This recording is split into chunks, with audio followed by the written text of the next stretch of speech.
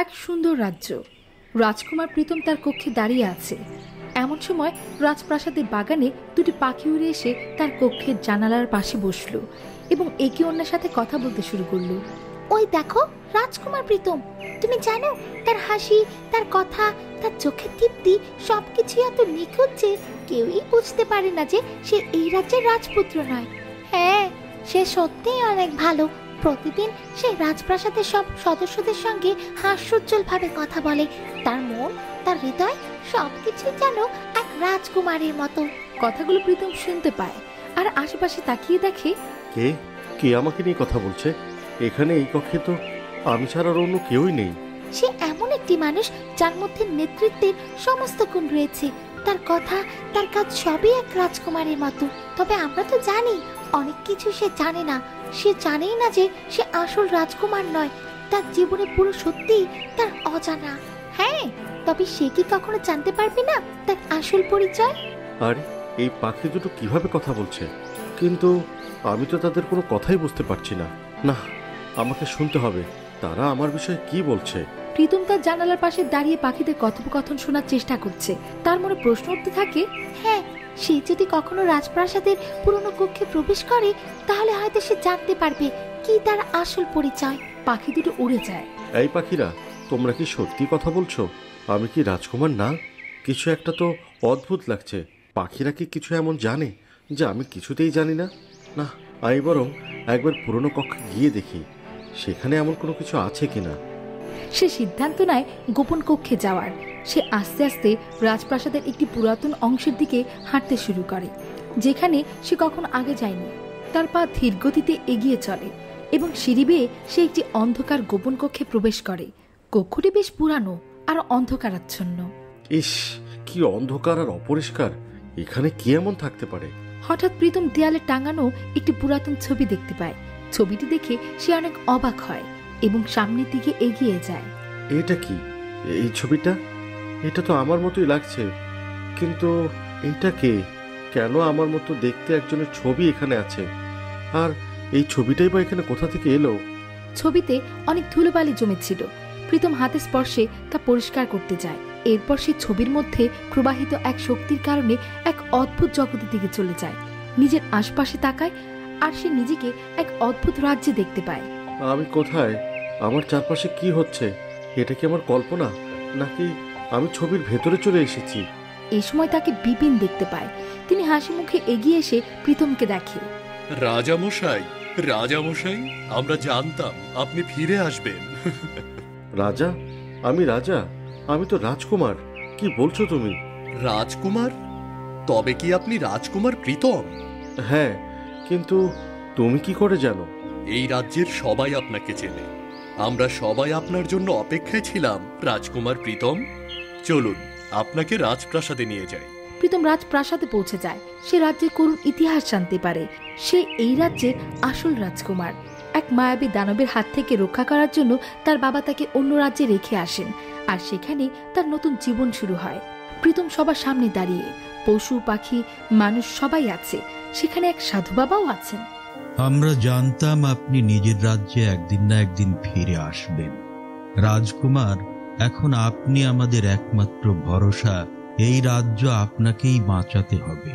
হ্যাঁ, আপনাকে আমাদের রাজ্যে ফিরিয়ে আনার জন্যই আমরা আপনার কাছে গিয়েছিলাম। হ্যাঁ, আপনাকে এই রাজ্যে ফিরিয়ে আনার জন্য আমিই পাখিদেরকে পাঠিয়েছিলাম। এই দানবের হাত থেকে নিজের রাজ্যকে উদ্ধার করুন রাজকুমার প্রীতম। হ্যাঁ, আমি বুঝতে পেরেছি। তবে আমি জানি না কিভাবে এই রাজ্যকে রক্ষা করব। আমার বাবা, তিনি কি রাজ্যকে রক্ষা করতে পারেননি? মহারাজ প্রদীপ তার রাজ্যের জন্য নিজের জীবন দিয়েছেন। মায়াবী দানব তাকে হত্যা করেছে। এখন আপনার দায়িত্ব তাকে প্রতিস্থাপন করার।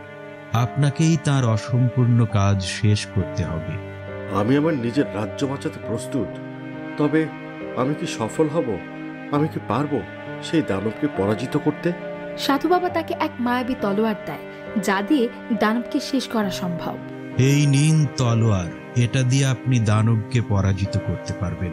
তবে মনে রাখবেন, এই তলোয়ার তখনই কাজ করবে যখন আপনি সবগুলো বাধা পেরিয়ে তার কাছে পৌঁছাতে পারবেন। তার অবস্থান নীল পর্বতের চূড়ায়। সেখানে যেতে আপনাকে 3টা পরীক্ষার সম্মুখীন হতে হবে। আমি আমার রাজ্যকে বাঁচাতে আর আমার বাবার মৃত্যুর প্রতিশোধ নিতে সব বাধা পেরিয়ে যেতে রাজি আছি, সব পরীক্ষার সম্মুখীন হতে রাজি আছি। রাজকুমার মায়াবী তলোয়ার হাতে মায়াবী দানবের উদ্দেশ্যে রওনা দেয়। পথে হঠাৎ একটি অদ্ভুত দরজা দেখতে পায়। এই জঙ্গলের মাঝে দরজা, এটা কোনো পরীক্ষা শুরু হবে নিশ্চয়ই। আমি প্রস্তুত। রাজকুমার দরজা দিয়ে প্রবেশ করতেই সেখানে হিরে জহরতের খনি দেখতে পায়। আরে, এখানে এত এত সোনা দানা হিরে জহরত, তবে আমাকে এখানে থামলে চলবে না, আমাকে এগিয়ে যেতেই হবে। রাজকুমার সামনে এগিয়ে যায়।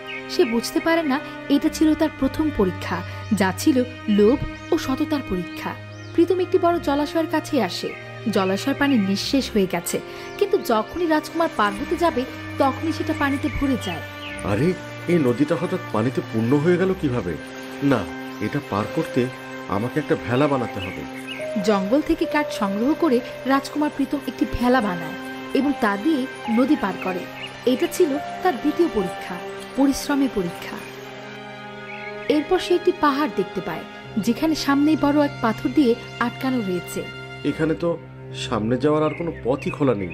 নীল পর্বতের চূড়ায় কিভাবে যাব?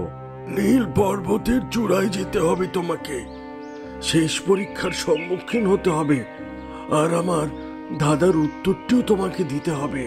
ধাঁধা? কি ধাঁধা বলো আমায়। আমি যেখানেই থাকি সেখানেই আমার প্রভাব সৃষ্টি করি। আমি সমস্ত কিছু জয় করতে পারি, তবে কখনো হারতে পারি না। কিন্তু আমি কখনো আমার নিজের উপস্থিতি অনুভব করি না। আমি সর্বত্র আছি, কিন্তু কেউ আমাকে দেখতেও পায় না। প্রীতম কিছুক্ষণ চুপ করে ভাবে, কিন্তু কিছুতেই তার মাথায় উত্তর আসে না। কি হলো, পারবে না? যদি না পারো তবু এই পথ আমি খুলে দেব, কিন্তু তোমার তলোয়ার কোনো কাজে আসবে না, আর তুমি মায়াবী দানবকে পরাজিত করতেও সক্ষম হবে না। তখনই হঠাৎ তীব্র বাতাস তার শরীরে এসে লাগে। সে তার ধাঁধার উত্তর খুঁজে পায়। এটা বাতাস, বাতাস সব জায়গায় রয়েছে, কিন্তু সে দৃশ্যমান নয়। বাতাসের শক্তি সবকিছু পরিবর্তন করে দেয়, তবে সে নিজে কখনোই দেখা যায় না। হ্যাঁ, উত্তরটি সঠিক।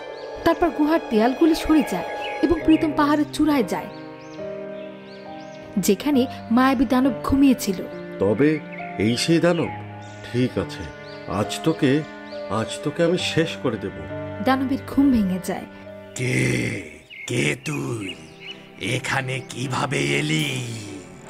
আমি নিজের রাজ্য রক্ষা করতে এসেছি, আর আমার বাবার প্রতিশোধও নিতে এসেছি। আজকেই তোর শেষ দিন।